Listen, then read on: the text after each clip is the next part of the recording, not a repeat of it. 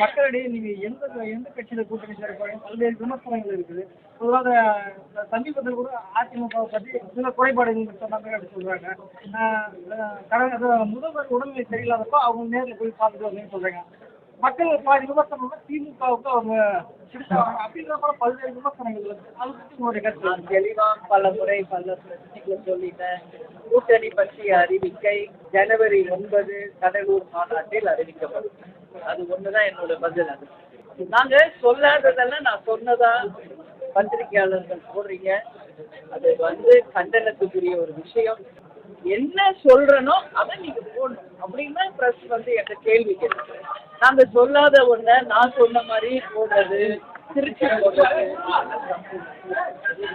நான் அது ரொம்ப ஹர்ட் ஆயிடுச்சு. எனக்கு தவறான ஒரு விஷயமாக அது ஸ்ப்ரெட் ஆகுது. நாங்க என்ன பேட்டி கொடுக்குறோம், நாங்க என்ன சொல்றோமோ அதை பிரசுரம் பண்ணுறோம். அதை விட்டு நாங்க சொல்லாததை எக்ஸ்ட்ரா வேர்ட்ஸ் நீங்களே போட்டு எக்ஸ்ட்ராவா சொல்றது தப்பு. ஏன்னா ஒரு லீடராக நாங்க என்ன சொல்றோமோ அதுதான் மக்கள் கிட்ட நீங்க கொண்டு போய் சேர்க்கணும். நாங்க சொல்லாதது நாங்க எங்க கட்சி நிர்வாகி கிட்ட பேசுறதெல்லாம் நீங்க டெலிகாஸ்ட்ல நான் சொன்ன மாதிரி சொல்றது மிக மிக கண்டனத்துக்குரிய விஷயம். அண்ணனை பத்தி எடப்பாடியாரை பற்றி நான் சொன்னதாக மிக தவறான ஒரு செய்தி தொலைக்காட்சிகளை பரவுது.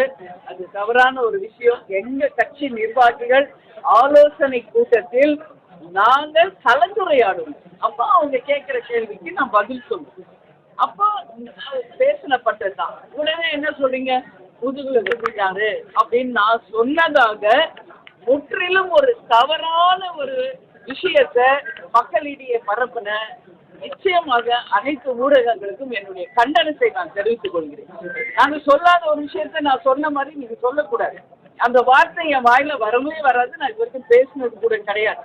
எங்க கட்சி நிர்வாகிக்கு நான் எது வேணாலும் ஆலோசனை பண்ணுவோம். அதெல்லாம் பிரஸ்ல சொல்ல முடியும். பிரஸ்ல நான் என்ன பேட்டி கொடுக்குறேனோ அதை தான் நீங்க போடணும். அதை தவிர மாற்றி மாற்றி திருச்சி நீங்க உங்க சுயலாபத்திற்கெல்லாம் நீங்க அதை யூஸ் பண்ணீங்கன்னா பத்திரிகையாளர்கிட்ட இன்னைக்கு நான் மேல்மருவத்துல அம்மன் முன்னாடி கேட்டுக்கிறேன், தயவு செஞ்சு என்கிட்ட பிரஸ் மீட்டுக்கு வராதீங்க. இனிமேல் நான் அவ்வளவு தூரம் உங்களுக்கு ரெஸ்பெக்ட் பண்றேன். எந்த ஆளு டெய்லி உங்களை கூப்பிட்டு பிரஸ் மீட் கொடுத்துட்டு இருக்காங்க யோசிச்சு பாருங்க. தமிழ்நாடு முழுக்க போகின்ற அனைத்து இடத்திலும் அனைத்து பிரஸையும் நான் டெய்லி சந்திச்சிருக்கேன்.